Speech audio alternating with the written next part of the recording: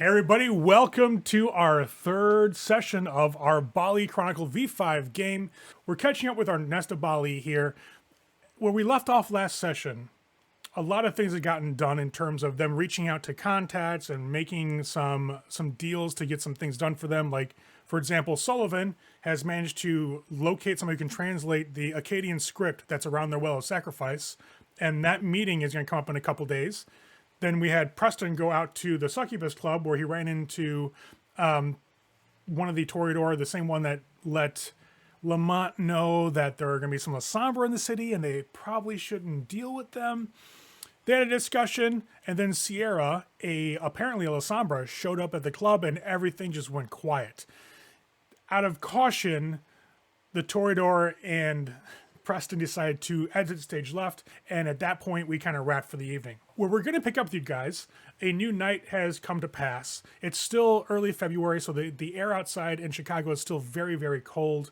You still have that extended nighttime hours, so it gives you more time to go out and do the things that you need to get done during the evening.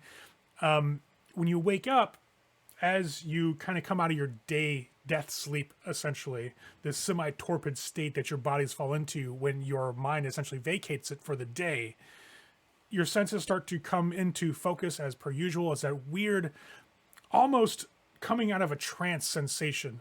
Things slowly start to come to as you start to be aware of your surroundings just a little by little. First, it may be your sense of touch. You feel the blankets on you and the temperature of the room set at a comfortable 72, 73 degrees. And then you start to hear, the ambient sounds in the air around you. And eventually you get full use of your bodies again as you essentially rise from the dead. Now, that being said, a new night means a new rouse check. So let's get one from each of you. Okay, so Sullivan got a failure on his rouse check. You gain a point of hunger that puts you at 2. Again, as you waken yourself for the night, your beast kind of riles within you and takes that tithe of blood. Preston, however, you just fed the night before, so you're actually feeling pretty good. When you wake up, you still have that subtle pang of hunger, because you always do with being a vampire, unless you obviously murder somebody, but it's not nearly as pronounced. You're kind of able to push it to the back of your mind and not let it really intrude too much on your thoughts. However, with Preston, there's something that's become now a little bit of a familiar sight when you awaken. You have a couple of rats hanging out in your room. Again, there are flies all over your sleeping area. And the rats, when you wake up, are just watching you. When you fully come to and sit up in bed, they slowly leave and they, again, exit through the 2 gnawed holes in like the floorboards that they have to either side of your bed. And 2 leave, the third one kind of takes its time, looks back at you, and then vanishes through the hole. The flies as well kind of swirl up from their places around your living quarters and slide in through those rat holes and vanish once you're fully awake. Now, given that this has only happened a couple times now, it's still subtly new, but you get the feeling the more that you wake up with these creatures around you, they're not here to hurt you, clearly. They're more watching over you while you sleep during the day. When Sullivan wakes up, you'll find a note that's been kind of taped to the inside of your cordoned off quarters for sleeping, and it's from Lemont. Basically what it says, when you look over at it, you pick it up, the paper is kind of like fresh in your hand, you recognize his handwriting immediately. He just says, I have to go to the shop and check on some things before my meeting with Edith. I'll give you guys a call later. I'll just slide the note underneath my sheet over in Preston's room. Okay. So you just slide it underneath the dividers? Mm-hmm. I'll pick it up and read it and just, all right. For those new to the nest here, they have this massive warehouse loft, and their sleeping areas are just used. Well, they divided them by room dividers relatively cheaply. Preston can just hear the skittering of the mice and other vermin behind the wall in his sleeping area. Sullivan, when you get out of bed and start getting dressed, the hardwood floor is just cool against your feet. However, you feel, as you're walking around, the Well of Sacrifice is almost, because it's below you. It's in your basement. Something is thrumming through the floorboards at your feet. This subtle sense of power is just reverberating through the wood as you're walking across it. and Sullivan can also feel that it's more potent than it was before. You've been around the well when you guys have offered sacrifice. You've been around the well when the weird stuff happened, a couple nights ago when it got larger and all the candles blew out. This is a different sensation. This is more of a charge in the air and in this subtle thrumming sensation that's coming from it. For Preston, now that you've managed to rid yourself of this odd feeling of your soul, a la you bought off the devoured flaw, you can more clearly feel the ebb and flow of the power radiating through your relic sacrifice. And for you as well, as a clergy of the void, much like Sullivan, you can feel that increase in power of your well. A question: does all of the vermin and the insects and all that stuff, as the nights have gone on here, I think it's been like 2 or 3. Yeah, it's been about 2 or 3 nights. Does it seem to be growing in number? Like there's going to be more each time? Like no, each night? It seems pretty steady. I mean, maybe there's been some variances, like maybe sometimes you'll see 5 rats instead of 3, but generally it stays around the same number. Gotcha. Just start planning ahead for where to keep these if they start to get too numerous. Yeah, that could be an issue, but right now they're just all in the walls. Very good. For Sullivan, you made a meeting with Dr. Tosh. This is the archaeologist, the translator from the Field Museum. That is going to be later on tonight at 10 o'clock. Okay. Because it was just a couple of days later. In the meantime, I'm going to do the normal nightly rigmarole, get myself ready and whatnot. I'm not going to dress like you see in the picture. That's more like club attire when we go out and do, vampire shit. He's going to dress more the kind of that, the dorky version of himself, where he's got like tight blue jeans, a nice decent button-up shirt or whatnot. He's gonna pull that long hair back into a ponytail, put on some glasses to kind of play up that look. So you want to try to dress to the part of the doctor as opposed to the club goer. This, no matter what this character does, it is always he bases everything he's doing on a manipulation. Everything he does is for a reason. So he's dressing the part to me for sure. So as you're getting your... But I'm also going to go downstairs and check the well because it always intrigues me. Okay, so essentially you get your accoutrement all set up for the night. You dress to the part of the archaeologist, and while you're doing that, Sullivan kind of remembers that this is also the night that the stuff for Sun is supposed to occur. That you guys are supposed to take those 3 cars and park them at 3 different intersections this evening. Now, that being said, if you recall, Lemont made arrangements with the bouncer. We don't have to worry about it. Yep. Right. Lemont made the arrangement with the bouncer of the club exit to actually handle that for you. For Preston, you see Sullivan walk out, and you guys have been together for a while. You have the same sire. Well, you've been re-embraced into the clan, but you have the same sire, and you've kind of seen Sullivan do his different garb and his different dress whenever he goes and plays different parts in society. And you can tell by the way he's walking around the living area of the warehouse loft tonight, he's definitely set up to meet with somebody probably in the field of academia. All right. I'll get ready as well. I'll just be wearing like everything slim fit, obviously due to gotta look good, but like a corded sweater. And when I go out, I'll throw on like a long pea coat and khaki pants and nice shoes. I'll dress nice, but not in like I'm gonna go to a club.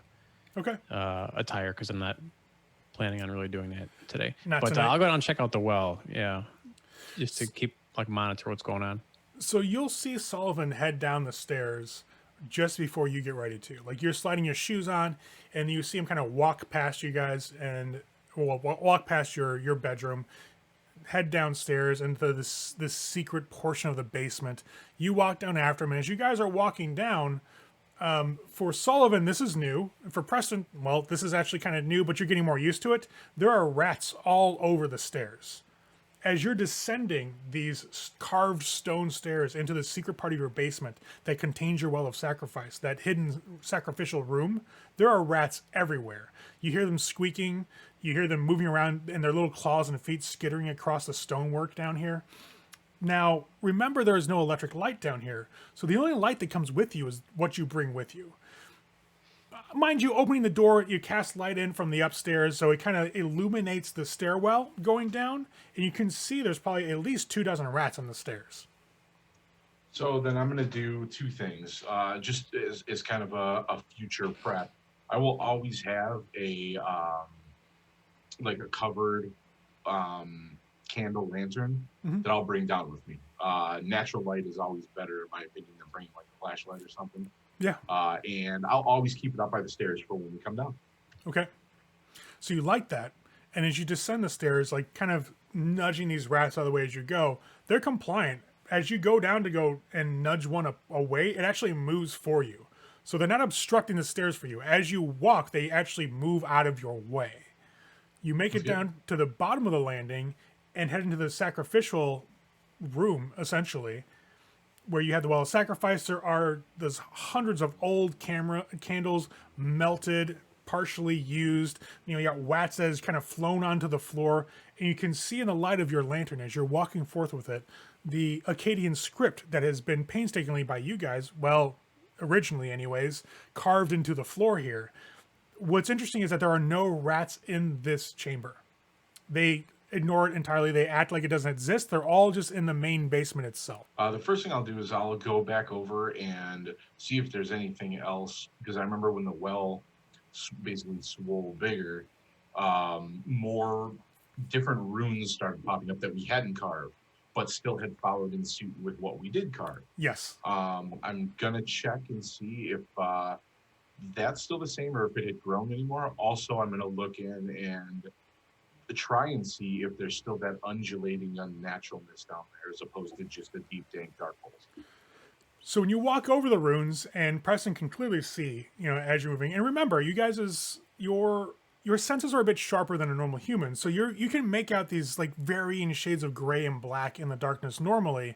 With the lantern, everything gets a lot easier to see. And as you're casting light with this candlelit lantern over all the runes and all that script, all the Akkadian script, when you look and examine the cuneiform, it's the same as it was before. But now, since you guys bought the actual level of the well up to kind of reflect the way it had grown, it all feels more natural. Before, you could see things that were out of place, like that certain portions of the script that were addition to what you had seen before. Now it feels like it all flows together. Yes, that additional script is still there, but you're more comfortable with it now. You actually feel like it's unified itself into the pattern of your well. And when you swing that lantern up over that 40-foot deep, basically 3-foot wide, 40-foot deep hole, you can still see at the bottom of it, just at the edge of the light that's being shed by this lantern, that undulating shadow that's just rolling around the bottom.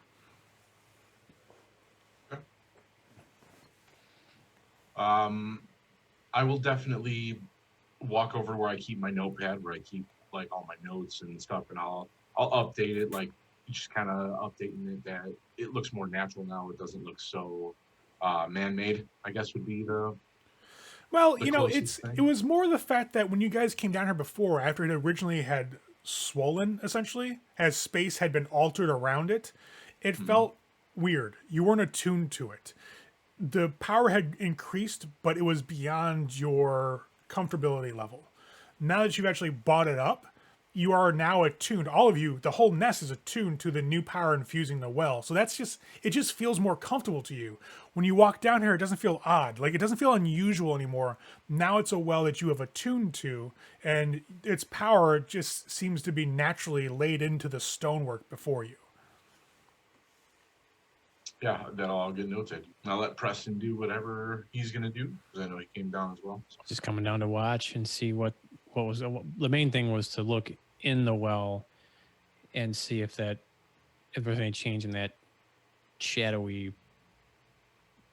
presence or whatever down there. But no, it's still there. And you see Sullivan's making notes about that and about his feelings about the level of rightness of the well now, with you guys all being here. Because before, you also felt that you weren't quite in sync. You weren't vibing, to put it lightly, with the well. Now you guys are. That thrumming that you felt through the floorboards upstairs, it's almost like a comforting very slow heartbeat down here. It Like just it's resonating with our souls now. Like we're yes. connected. Every time you feel that, like somebody hitting that note on the bass and it thrums through the area, more obviously that you're feeling it as opposed to hearing it. Once that flows through you, it's a comforting sensation now. This well is growing more and more potent. It's getting to be a more solid connection, and you, for some reason, are more at ease with that at this point. Things are proceeding well. So what do you think, Preston? If we were to, say, prick a finger with one of our fangs and carve some of these runes with our blood, think that would do anything? I'm not sure, but what I will say is that last time I opened up my blood to something, bad things happened. So I'm not really in a big hurry to give of myself. That's fair, but Again? we were unsure of where we're still unsure what this is. We definitely didn't know what that alien presence was. We still don't. But we know at the very least this is at least attuned to us. Or we're attuned to it, I should say. This is clearly something greater than us that we serve. But that attunement there, you know, that it might do nothing, it might do something bad, it might do something good. We won't know until we experiment. Well, what I think we need is a bear trap and some chain. Like for fishing? No, chains. Right. Chains, a bear trap, like throwing a body part in, like fishing. What do you need? Why do we need a bear trap? Well, I'm sure you've noticed all of our new residents in our Sure. place here. They're going to need somewhere to go eventually. So I'm thinking that if we provide them with a vessel, we could then lower this vessel into the well. A worthy vessel. So, like, have them burrow into someone, and then lower that someone filled with them into the well. Not immediately, but over a period of time. I mean, I don't have a problem with that. Somebody deserving though. I don't want it to be just somebody, you know, not an upstanding member of society or anything. Maybe somebody Sure. who, you know. Well, that lady of the night, I believe her name was Sarah, if I remember correctly. The reason she intrigued me, and the reason I didn't bring it up earlier, is because when we were initially getting ready to discuss it, she was still here. She was stronger of will than I had expected, and it intrigues me. It could be nothing. Could have been just an off night, but I'm gonna look into it. She may be a worthy sacrifice. Well, and this isn't an immediate thing. I'm not saying this all has to go down tonight. I'm just saying plans no, for the I future still because need- at some point we're going to have a lot of residents that there aren't room to have anymore. And they're going to need Now- places to go other than in the walls. Now, do you think whoever this worthy sacrifice is, while the rats make themselves at home with this person, maybe we should keep this person alive with blood? I think that all depends on them. You think? That more depends on us, wouldn't it? Well, they'll be in an excruciating amount of pain, and Yeah, well, of course. pain can teach you a lot of things about yourself and about Right. existence. Well, I'm not saying, you know, we take the time to teach this person how to use the gift we give them, or we even supply them with enough to utilize it in any healing capacity, just enough to sustain life. If needed. I mean, we'll play it by ear. I mean, it really depends on what they learn of themselves and what enlightenment comes to them. It'll be an interesting Sure. experiment. Fair enough. But the bear trap is, well, I guess I just have a sense of humor, and I think luring somebody downstairs and leading them right into the bear trap would be perfect. Then they can't run. Well, I mean, we have other ways of not making them want to run anyways, but I mean, I get your sense of adventure. So what do you want to do tonight? I have a meeting tonight. Granted, that meeting shouldn't take very long. It's that individual I was talking about a couple of days ago that is very fluent in Akkadian, and other dead languages. It's Akkadian. I'm sorry, Akkadian, and other dead languages. Not only could this person's tutelage help us with this, but because he's studied in other dead languages, I could use him as a source of knowledge and to teach me, and then turn around and teach you, just to further our knowledge, further our abilities. And if he's worthy, maybe make him an actual asset to the hive. Not embrace him, but use him as a ghoul out in the world. He doesn't ever have to know about this place here, but could be worth it. Could be another source of income at the very least. And this meeting was where? I'm going to a restaurant, I believe. I'm going to buy him a steak dinner, kind of wine and dine. It's a place. Show him a good time. The meeting was set up at a place called the Cliff Dwellers. It's a club that has a building level just across the street from the park. So like literally you go up to this rooftop bar / restaurant and it overlooks Millennium Park. You can see the bean and the amphitheater, everything. It's a beautiful, beautiful view. Now he's a member. He can bring, when you spoke to him, he can bring a +1, which would be Sullivan. So Sullivan can go up there with him and you guys will have a drink and discuss the translation. Oh, but that shouldn't take very long. You're more than welcome to come with. I don't think you'll be able to come up, but as far as the club goes, you should be able to get into just fine. If not, I can always meet you somewhere if you have other plans. I figure that'll take maybe an hour, 2 at most. Yeah, I like a club. I'll mingle. Fair. And we'll see. Worst case scenario, grease a couple pounds, maybe bring you up too. Maybe not. We'll see. We'll play it by ear. Well, is that an early thing? Is that the first? About 10 o'clock. We got about 2 hours, give or take. Right. Anything you need to get out of the way initially? Not really, no. I mean, it's early. Everything happens later. And if you're caught someplace too early, sometimes that looks bad. You never want to be early. You want to be fashionably late. Because then people think you're interesting. True. But not for a professional meeting. But before we do that, I do need to go and get something to eat. I am feeling a little peckish. That I will call Sarah for. So you'll give her a call. She'll pick up on like maybe the second or third ring. She's like, hello. Hey, you want to meet up somewhere? Nothing big, just, something quick. Sure. I've got the time, you got the cash. I do. I'll meet you on the same corner, 15 minutes. Well, are you at your house? I am at the house. You want to come here? Yeah, I'll meet you there. Fair enough. I'll see you here in a little bit. All right. Give me about 15 or so. Sounds good. We'll be ready. All right. She'll hang up, and literally within about 15 to 20 minutes, she shows up. You hear the doorbell ring at the warehouse loft, and when you answer the door, she's dressed in good for the weather. She doesn't have obviously there's no like massive like stuffed parka. She's wearing a very form-fitting black leather coat, but you can see that the liner has been put inside to keep her warmer.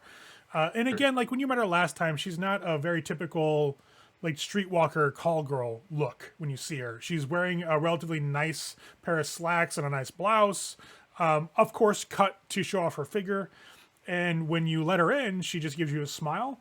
And to make this rolling quickly for everything else, I'm assuming you're just gonna basically have initiate, a quick tumble. Right, take your blood. I'll get her some wine again. Of course, to start it off, we'll start with some small talk. But yeah, there will be a quick little tumble.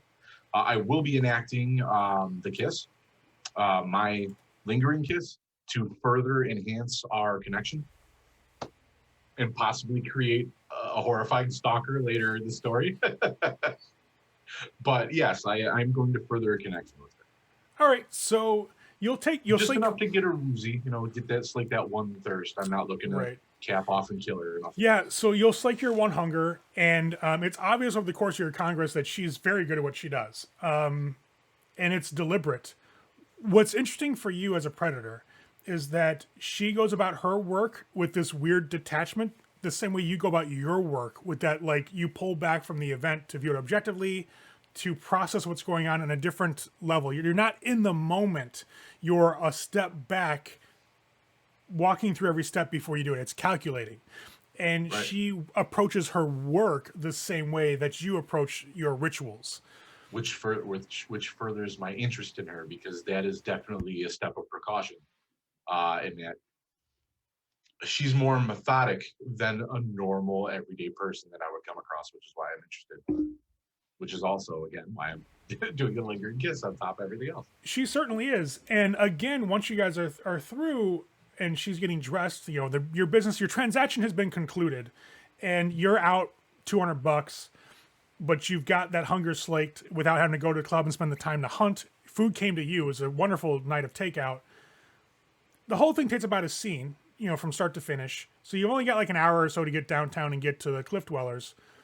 But when she's done, she stops by the door before you walk her out. And she's like, you guys have, every time I come by and have a drink, your wine just gets me a little bit lightheaded. I think maybe next time I'll bring my own. Not that I think you're drugging me, but it's just that really, really strong. More than I'm used to. It's strange. Not a problem. Yeah. She'll reach up. I'll give her a kiss on the cheek. You give her a kiss on the cheek, she'll just pat you on yours. Like as you guys go for the same moment. And she'll just back out through the door, give you a nod, and you'll hear her heels click-clacking as she walks down the steps and heads towards the street. Perfect. I will close the door behind her. Now, with that warm influx of blood into your system, as you slate your hunger a bit more, it's that wonderful familiar feeling, that warm afterglow. Like your skin has that saturated warmth through it. You can feel that subtle, like small twinge of your heart. It's not quite a beat, but it's just enough to get that blood flowing through your system as it collects it all. The drug that is false life. Yes, and it's obviously every time you feed, it's this rush of just every possible pleasurable sensation. It's different for every vampire, and it just sates everything you need at the moment. Like that's the answer to all things. It's just found in that vein. And once you come out of that, like a few minutes after she's left, and you're back to normal, you can feel that blood moving through your system. The hunger is taken off a bit. Your beast is no longer just creeping up on your ear. It's been pushed back a little more into the background. You still have that gnawing hunger of that one point that just never goes away. But you're much more able to concentrate on things around you as you've fed a bit. Now, what you will have noticed during your congress with Sarah is that brand that was over your chest is now gone. I will go downstairs and notate that real quick. Okay. Run to the notebook. Like I said, right, exactly. I'm a note taker. And then I'll head back upstairs. I'll finish getting ready, and I'll, let him know we'll be leaving probably about 15, 20 minutes because, got to be there soon. So yeah. Ready when you are. Basically do all our final prep before we head out. All right. We'll take our SUV, obviously, unless fucking Lemont took it. No, Lemont pretty much takes public transit when he can. It takes about 10 minutes, you guys, to get all the last minute preparations, make sure everything's taken care of. There's blood, Right. There's a couple of curious looks down the stairwell, and the rats are still there. But you guys make it out. Head out into the cold, bundle up a bit while on your way to the SUV. Get in the SUV. Again, Sullivan sees the damage from that crash on Lakeshore Drive. It's just like, fuck. You still got to get that fixed. Yeah. But the car turns over reliably, as it always has been, and you head downtown proper. As you guys head south, you basically are seeing on a Monday night, the traffic is a bit intense still, even at this time of night. Like it's right 9 o'clock, as you guys leave. Traffic's still a bit intense. People are going about business. The weather seems to be lighting up a little bit. There's not as much snow on the ground, so there are more people out driving. You make it downtown towards a park, and you find parking for $30 an hour because it's downtown Chicago. That's going to damn near tap me out for the month between the two hooker visits of that. Well, you guys get $9,000 from Sun, so there's that. So that's not going to be that big of an issue. So that'll cover your expenses for the most part. But you find parking in one of the garages. You make your way towards the building that Cliff Dwellers is in. And as you start approaching it, the wind is blowing across, Michigan Avenue. It's keeping you guys a bit cold. But again, as vampires, as undead, it's just that it's more annoyance than like pain or discomfort than anything else for you guys. Now, my question... Arouse. There you go. Because I want to emanate the whole human aspect of what I'm supposed to be. You cut me off at the pass, sir. Good going. I'm okay. So you will your blood to rush through your system to try to mimic this false life as you're walking down the street and along the sidewalks with all these humans. You start to breathe a bit. Your breath is pushing this subtle mist out into the air because it's definitely cold enough to see that from your breath. You start blinking. Your skin gets a little more flush. Preston, you follow suit, but As is wont to do sometimes, when you start to flow that system and force it through your body, your beast takes its tithe. And you feel that rumbling throughout your soul as it gets a little more hungry as you get to your second point of hunger. But as you're walking towards the building, you seem to blend in. You see an individual standing outside the entrance, and this building is pretty much one of those nice like brick facades. It goes up maybe about 12 to 14 stories tall, where you can see from where you're walking the rooftop bar above you. And the windows are cleaned, everything looks pristine for this building. And on the corner of it, right by the doors, you have that usual double doors, and you have the roundabout essentially for everybody to go inside, the revolving doors that nobody likes. You see just at the edge of that entrance the individual that matches the description in the picture you saw for his profile for the Field Museum. It's Dr. Michael Tosh. He's wearing a tweed jacket that seems to be relatively warm for him. It's kind of wrapped close around him. He has these large rimmed glasses that are very circular. He's looking over the crowd as you walk by, dressed kind of casually, but it's in that academic casual. So we're talking jeans and like a button-up shirt with a tie type feel. Yeah, much like Sullivan's got for the night. But next to him is this woman who has this weird look about her. She's scanning the crowd as well, but the way she scans a crowd is very reminiscent of the way you scan a crowd. It's looking at people not as though they're individuals and people, but as if they're things in her line of sight. Right. You know, they're all little pieces on a board to be manipulated and be used as you will. And that predatory gaze sweeps over the flow of humanity walking down the street, hits the two of you, pauses for a second, and then both of you realize almost at the same time where you've seen this person before. You've seen her at Elysium, and this is a member of the Tremere clan. It's Tracy Graves. Tracy Graves is a Tremere warlock. She is wearing tonight a black dress. It seems to be made out of like a velvet material, because you can see that shimmer in the way that the light catches it. It's either velvet or suede, one that you can't tell quite yet. But she cuts a very interesting figure next to this academic. She is a powerful standing woman. She's got pale skin, dark, like brown, almost black or charcoal colored hair that sweeps down straight to her shoulders and just a little bit past that. She is wearing a very modest coat around her shoulders, and it looks like a scarf that's just wrapped around her neck and just underneath her mouth. Erichtho, as she's known in more thaumaturgical circles, stands, and when she sees you all, a small smile just tugs one of the corners of her mouth up. I hate that I know thaumaturgy right now. Yeah. Son of a bitch. I'll kind of look up and I'll do that subtle thing where I look up at him and kind of acknowledge him, like, oh, like Dr. Tosh. But then I'll give her the side eye, like, yeah, I see you too, bitch. Like, I wasn't expecting to see you here. She's like not with him though, right? No, she's standing right next to him. She's very much with him. You see Tracy. You see Mr. Tosh, or Dr. Tosh, standing next to each other. You guys are walking up. Do you flat out approach, or do you kind of like, hey, cool, bye, and walk away? No. I'll approach. No, we're going to approach. Yeah. Okay. Be like, Dr. Tosh, pleasure to finally meet you, and I'll reach out a hand. You'll see Tosh kind of push off a little bit from Miss Graves next to him, and he reaches out, shakes your hand. Very solid handshake. Like, you can tell this is a man who has been used to meeting other colleagues and meeting those in higher levels of power. His handshake is confident. It's just firm enough to not be imposing, but also to say that I know where I stand.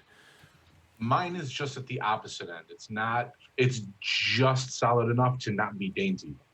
Okay. I'm gonna basically utilizing my persuasion and basically all my social skills that I have, the way I built this character, is to give off the almost awkward, overly scientific-y, decent guy. So you're the push the glasses at the bridge of the nose academic. Yes. Okay. I'm one of the academics that cares less about how he looks, knowing he looks the way he looks, and just more about the business at hand and the interest where his business lies. Once he shakes your hand and kind of releases you, he's like, "A pleasure to meet you, Dr. Ashcroft." And your friend is? Oh, this is my friend Preston. He actually just came along because he's going to enjoy the club. He hasn't been here yet, so. Well, luckily, normally I can only have 1+1. Luckily, Miss Graves decided to come with me, and he'll actually gesture towards Tracy, and she's actually a member as well, so we can all get in without an issue. Oh, great. I'll reach out a hand. I'll be like, Miss Graves, is that correct? She'll just nod and smile. Yes, it is. And she'll take your hand. Her handshake kind of matches yours. You know, you're both unassuming, but you guys both know that the others, very much so, yeah, undead at this point. And when that handshake is over, Dr. Tosh will lean in to go shake Preston's hand. I'll shake his hand, like normal, not like trying to make any kind of statement or anything, but just like a casual handshake. Casual. Hey, pleased to meet you. Name's Preston. Good to see you today. Yeah, nice to meet you. Super cordial. Are you in antiquities as well, or? I'm trying to learn. It's an interest of mine. I don't really know too much about it. But being so that my friend here is so much into it, I thought I would start taking an interest. It's fascinating stuff so far, but I have a lot to learn. Yeah, it is, and I'm sure we'll have a great talk. Miss Graves here actually has just finished her doctorate under my supervision, so we're kind of having a celebratory drink tonight. So. Congratulations, Miss Graves. Congratulations. My name is Preston. It's nice to meet you. I'll hold up my hand. She smiles and she takes your hand. Again, it's that subtly weak, but deceptively weak handshake. But when she meets your gaze, as she shakes your hands, you got this dead look in her eyes like we're doing the pleasantries because we have to in public. That's definitely the sensation that gets brought. I'm going to give her a shit bow. Like, I'm going to give her a shit handshake. Shit bow. Shit bow. Like, I'm gonna do like the how when it's like somebody takes your hand, they don't like take their hand all the way. They just kind of it's that half the finger fingertips. That yeah, half, right. The bullshit. Finger shake. Yeah, I'm gonna shit bow her. She just kind of her body tightens up a little bit, her posture, but she just lets it slide off her. Eventually, she just releases your hand, and at that point, you hear Tosh kind of clear. So he's like, "Yeah, so let's all head inside where it's warmer." And absolutely. He'll lead the way. You guys will go through the revolving doors. And once you're inside, the lobby itself is actually nice. This is actually, for Sullivan, since you are in archaeology and you're more academic, and since Preston has a good deal of academics as well, in your studies, coming across things in Chicago, this is actually a building that's on the architectural tours of the city for its like Art Deco and some of the other like styles that are incorporated into its structure. And obviously the fact that it overlooks the park, which gives an amazing view. You guys walk in and you'll see as you go through this hallway, there's a bank of 4 or 5 elevators at the end. And there's one that is labeled, actually has a little like plaque over that says Cliff Dwellers. And you'll see a man standing there in like a normal shirt and tie, looks a little more lax, a little more like a casual business feel to him. And as the 4 of you approach the elevator, he puts up a hand very calmly. He's like, "I'm sorry, it's members only."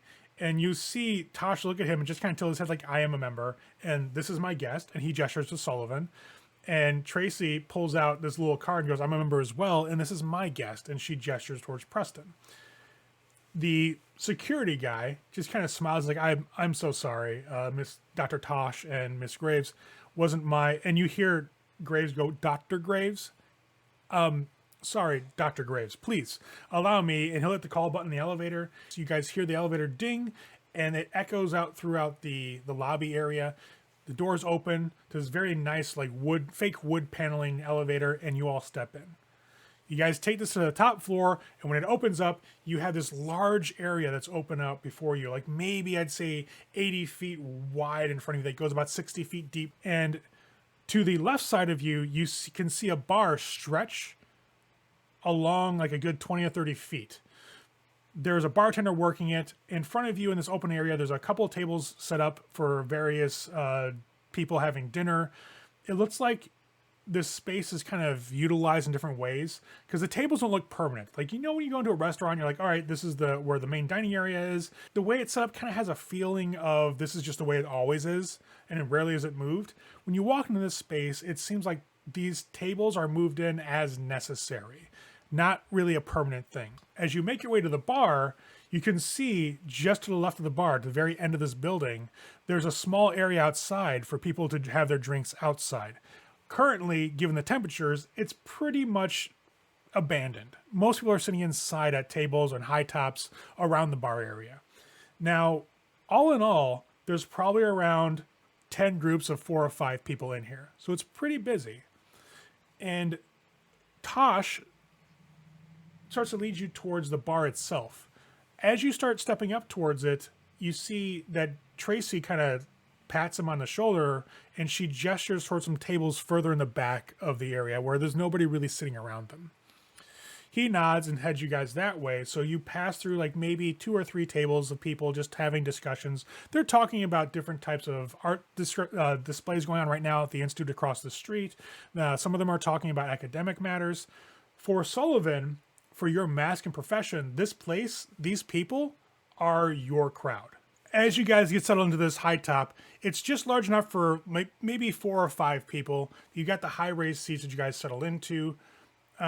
As you guys all sit down, you see Tosh raises his hand like towards the bartender for service, and he'll kind of step out behind the bar and start heading your direction. As he's walking over, you see that Tracy's getting a little more comfortable, but she's obviously eyeing the two of you. Now, Preston's known as a Toreador, Sullivan's a caitiff, and you can see the gears turning in her head, like she's trying to figure out what the hell he's doing with you.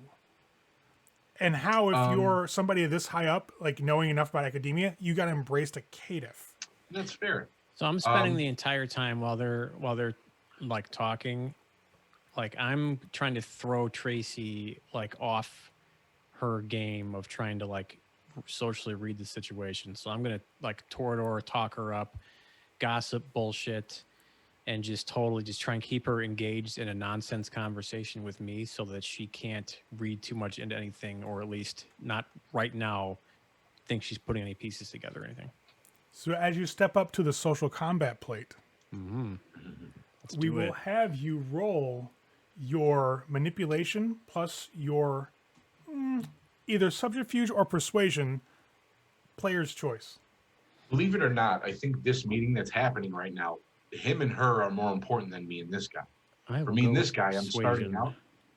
I'm going to start out basically by talking him up. Like I really am impressed by all of your accomplishments, and I'll go off and list like his doctorate and like the things he's taught and the essays and the different things that he's published, and just convey that I'm super impressed and that I'm interested in potentially learning from him as a colleague and potentially as a student. So Preston got 2 successes, one off a hunger dice and one off of his normal dice. And let's see what Tracy gets with her wits plus awareness. Like a lot of dice more than I have.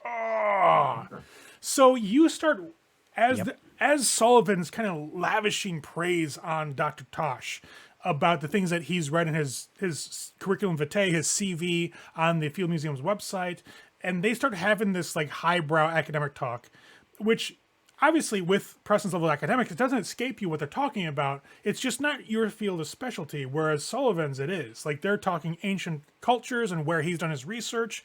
And while they're doing that, you're trying to distract Tracy with just bullshit benign conversation to kind of throw her off, scenting out what the hell's going on here. And as you're kind of cutting through the conversation that they're having on the side and trying to engage Tracy, she's just giving you the yeah. Okay. No, that's, no, really. You know, it's a very much she's humoring you, but she's still focused, and her clarity is very, very obvious to you. Your attempt to harry her off the scent has failed entirely, and she's watching Sullivan like a hawk. Now, she seems to be more curious about him than you at this point, as Sullivan and Tosh are exchanging conversation. But eventually, she kind of clears her throat, looks Preston dead in the eye, and goes, "Let me ask you a question. Fire away. Who are you to him?" And she's just blunt about it. He's an acquaintance. Tosh kind of seems to have been staggered by her direct question, because this is not your normal type of conversation now. That kind of cut through a lot of layers of what was going on here. And he just kind of looks at Sullivan a little uncomfortably. I'll just kind of lean in and be like, tell me, as far as archaeology goes, what have you been studying recently? I'm trying to draw him out of that conversation back into our conversation. He starts to kind of shake it off. You can see in the way his posture kind of subtly changes, but you can feel a level of uncomfortableness because clearly the woman with him has noticed something that she wants an answer to, and he almost feels a little disrespectful by continuing a separate line of conversation. But he attempts to engage you anyway. He's like, oh, well, I just got through doing a dissertation on the different dialects that were involved in Akkadian, and you hear Tracy go, enough. And it just carries this tone of finality that Tosh just shuts down. And she kind of leans forward with one hand on the table. She's like, listen, I know you contacted my associate here for translation services. I thought I'd come by because I was interested in who he was potentially dealing with, and I find the two of you. And Tosh just kind of looks at her almost sheepishly and goes, Dr. Graves, and she looks at him and goes, we can drop the act. And you feel this like relief wash over him where he's no longer like having to play a part. He's like, yes, ma'am. And as that happens with him, you see his body just kind of relax back into that high back seat, you know, the high chair there that you guys are sitting in. And off the hook. Yeah, he's let off. He doesn't have to perform anymore. Now he's just relaxing. And you'll see as that hits him, the bartender makes it to your table and takes orders for drinks. He orders a very stiff whiskey drink, neat. And Johnny Walker Red on the rocks. Tracy says she's fine. You order your Johnny Walker. Does Preston order anything to drink? Vodka on the rocks. The waiter, he nods. The bartender, actually. He nods to you and says, I'll be right with your drinks. And he'll hurry to the bar. The conversation has a lull here at this point before the drinks come back. Because it seems like Tracy doesn't want to instigate anything until you can actually talk. So 5 minutes pass. The bartender comes back with your drinks. You see Tosh kind of like nod to him and just basically goes, hey, put on my tab if you could. The bartender just kind of says, yeah, no problem, Dr. Tosh. We'll make sure it's all taken care of. And he walks back to the bar. Thank you, Doctor. Appreciate it. Yeah, of course, no problem. And Tracy just kind of sighs. She goes, obviously, it's on my tab. But regardless, what's with this Akkadian script? I haven't seen that in Chicago in a while. Not at least anybody who's looking from our type to translate. Well, as far as the scripts go, I clearly, among other things, I am in archaeology. It's what I've done for my entire scholastic career. And the person who brought you into the fold, so to speak, just didn't care to teach you or just left you aside? What happened with that? Because I'm having a little bit of issues seeing somebody with your level of knowledge and a doctorate be what you are, if you understand my meaning. Oh, I completely understand your meaning. Whether that escaped him or whether that was an underlying fuck you to me, I don't know why he did what he did and why he joined. He's never been that forthright with me. I think what he's trying to say is that not everybody is so fortunate and lucky. And now I'm turning to flattery, Ray. Not everybody is so fortunate and lucky to have such a supporting family, and especially in an intimidating city such as Chicago, where everything that you do, no matter what, you're always just under the thumb of somebody else. You'll turn to anyone you can to try and help, get a leg up. And, sometimes you just feel bad for people and you have to, do what you can to try and help them scrape by. And I just, I'm a little bit flabbergasted because I think it's just typical that, you try and do something, for yourself just a little bit, very altruistically, to try and generate some goodwill and be of service. And, you get kind of stopped, by a bunch of red tape at the door by, somebody who's obviously more, more knowledgeable and, better equipped to deal with things. And I just, being young is just, it's not really all it's cracked up to be. It's just, it's so, I don't know. It's so difficult. It's really disappointing. Like, I don't mean to be dramatic, but, it's just very, we're really trying hard here to be of service and learn and better ourselves. And, if we go about Can it, I get you to stop for just a second, please? Yeah. And she'll just kind of sit back, and you see her kind of curl her fingers together and put them just beneath her lips, right above her chin. And she's just looking at the two of you. Listen, and she gestures, and her fingers sweep out to kind of encompass the two of you across the table from them. I get where you're coming from, and I understand that you're trying to play up, but you don't have to. Last I heard, you were dealing with one of Annabelle's lackeys at the Succubus Club. I don't have an issue with you. I don't have an issue with your friend either. I want to make that clear right now.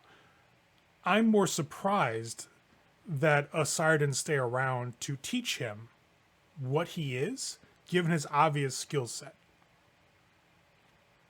It's not a bad thing. And of course, you'll find those among my family and other families in the city that are going to treat you terribly because of your unfortunate lineage or your lack of knowledge of your lineage, which, if you tell me about this translations you want, I might be able to help you with. Fair enough. I'll pull out I forgot what they're called. They're like, you bring them around, they're like, they hold documents and paper. Manila folder?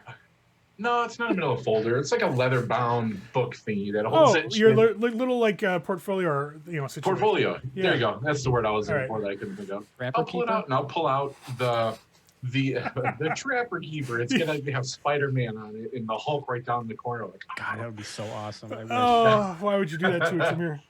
I'll pull it out and I'll open it to the things that I had compiled that didn't have anything to do with our stuff, just to kind of get an idea of what she might know about at least the language and or the culture. And I'll slide it over to her. So my biggest question here is, out of character, is this the script that was around the well, or just random samples that you found?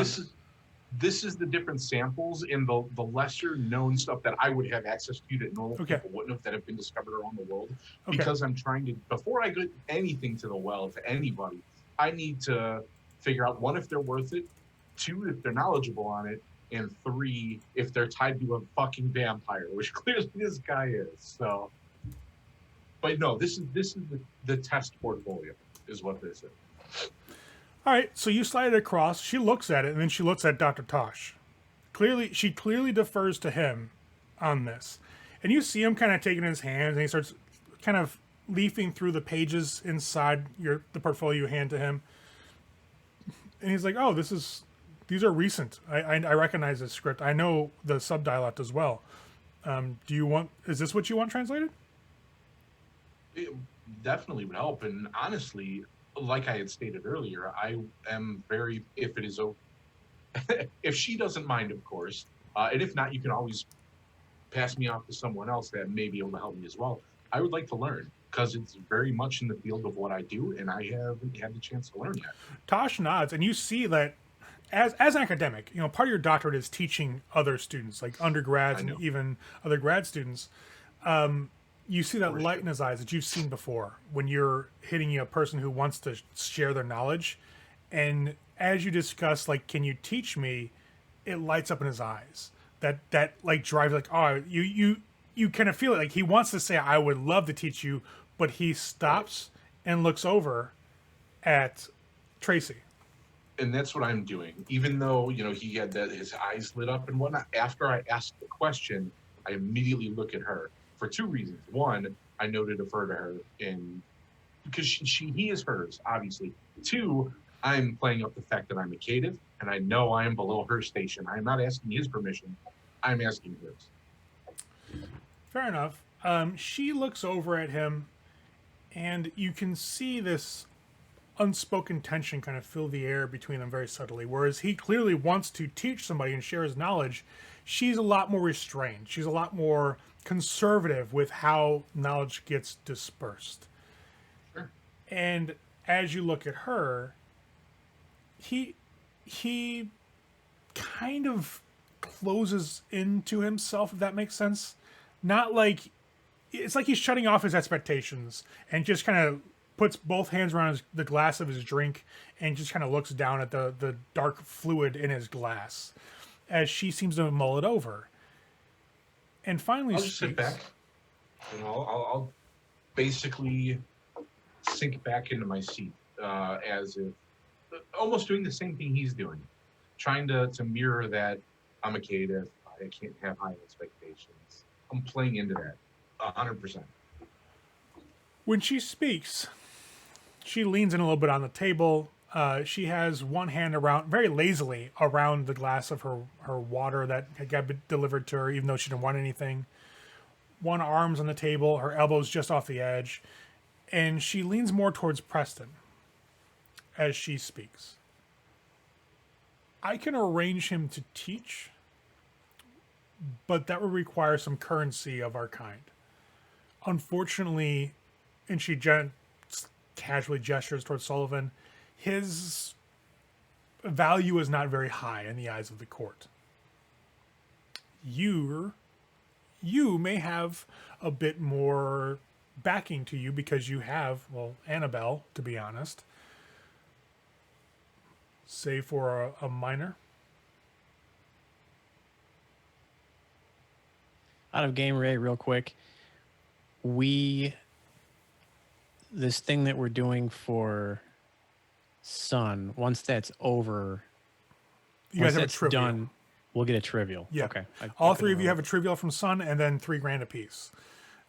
She's asking for a minor boon from you, particularly you, to allow this training to go forward. Because yes, he will have now been involved in the marketplace, so to speak, of boon trading, but he's still just a caitiff. Right. As a Toreador, you're a step closer to Annabelle than he is, so to speak. All right. This is agreeable. She just kind of nods. Oh, my eyes will kind of light up, and I'll sit forward.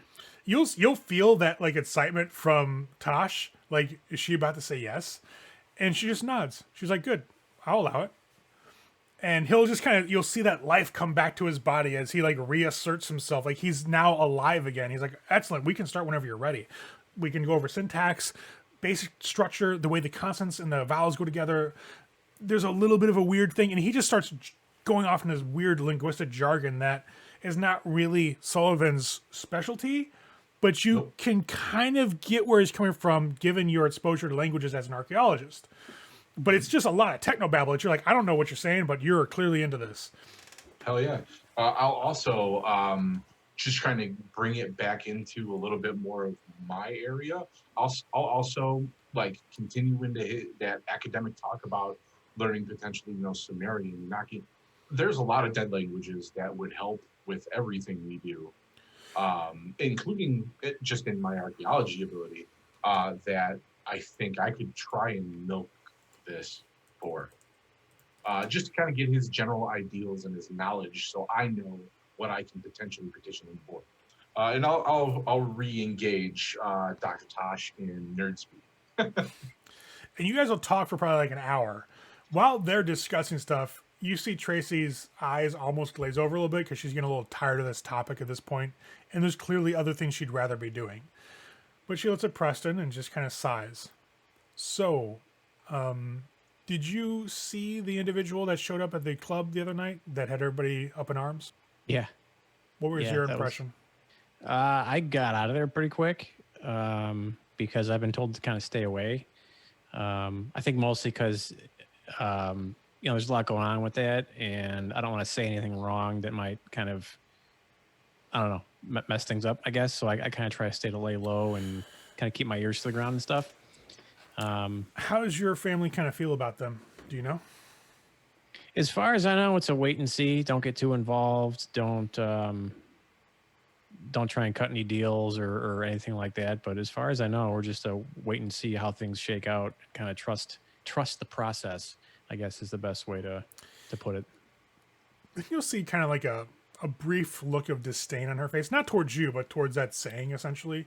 She's like, I don't know if I trust the process here. I think that there's definitely an angle that some people in our orbits are taking towards the incidents and towards their arrival. We still don't know what's going on, to be completely honest. And from a family that doesn't really get involved with politics in the city, as you know, we're viewing it as an objective truth, and that truth is the fact that they're going to be dangerous here. Well, you're obviously somebody who has your eyes open to what takes place in the city. I mean, have they really done anything that's been suspicious or out of the ordinary? I mean, have they really caused any trouble that you're aware of? You know where they came from, right? Like, you know that opposite side of the fence situation? Yep. That's not enough for you? Well, I mean, I guess what I'm more asking is, have they slipped up at all? These individuals personally is what you're asking about. Well, that family as a whole. Yes, they have. That's here. The entire lineage is aligned to a very goal and very belief system that's very essentially the direct opposite of ours. So yeah, they've done some things. Yes, they've done horrible things. Yes, they're monsters. So, well, since they've been here, I mean, since they've shown up for whatever end that we don't know, and there hasn't been immediately a straight up move to just eradicate. That's a little bit weird, wouldn't you say? Well, I do know it's odd that Prince Jackson has given them a bit of a, not protection, not domain or any rights, but except for the ability to be here. He's allowed them to be here unmolested unless they break our laws, essentially. From what I know, they haven't yet. But from also what I know, that's just a matter of time. Well, yeah, like I said, I'm staying away from them. I think they're dangerous. And as far as my clan is concerned, from what I've been told, it's, I guess, business as usual. So I need you to make a composure plus subterfuge roll. I will do this. All right, so you got 2. So yeah, I mean, shouldn't she be in the Middle East somewhere? This fucking bitch. Yeah. So that's 1, 2, 3. So she gets 3 questions. What is your current emotional state? A little bit frazzled. As she utilizes aura perception. Mm-hmm. Okay, so a little bit frazzled. You are not under the influence of blood magic or sorcery, so I know that. That's 2. And clearly you're a vampire. I'm so thankful I bought off that flaw now. Holy yes. shit. Yes, sir. Yes. Oh, that would have been so bad. Good fucking call. She just kind of gives you a small nod. She's like, do I make you uncomfortable? You know, it doesn't matter how long I've been around. A beautiful woman always kind of makes me squirm a little bit, if you know what I mean. She raises a brow. Okay. Thank you. At this point in time, I mean it. Sullivan and Tosh kind of finish up, and she looks over that direction. When you say "I mean it," that conversation hits a lull, and she looks at both of you, one in turn before the other. Is our business concluded, or do we need anything else we need to talk about? No, I think so. For me, it definitely is concluded. We'll get out of your hair. Greatly appreciative. Michael, what time is it? And you'll see him look at his watch. He's like, oh, it's about 11 o'clock, ma'am. We have some things to see to, but we'll be sure that boon is recorded, and we'll make arrangements. Obviously, you have contact information for Dr. Tosh, so I'll let that be handled between the two of you. And thank you, gentlemen, for coming out. Thank you for everything as well. I'll give both of them a nod. I'll stand to shake hands and be professional. They'll both stand up, as would be proper and more respectful. And Tosh will shake your hand. Tracy kind of, she'll shake it, but again, it's that handshake that's kind of mirroring yours. It's also kind of half-assed at this point, because this is now delving into pleasantries that are more human in nature. And since we are past that point of the facade being necessary, it's kind of viewed as like, why are we overcomplicating this from her side? But they'll let you guys leave, and you hit the elevator. We will escape. It's still here. It dings. You guys get in, head on down, and make your way back out into the frigid cold. You have the night to yourself. You left the Tremere and her ghoul upstairs. You guys are now on street level. What do you do? Well, that concludes this episode of the Baali Chronicles. Had a bit of a unexpected meeting there with Clan Tremere, and luckily Preston bought off that flaw. Otherwise, that would have gotten to be a very awkward meeting. But they still have the rest of the night ahead of them, and a lot of things they still want to get done. So we'll see what happens next episode.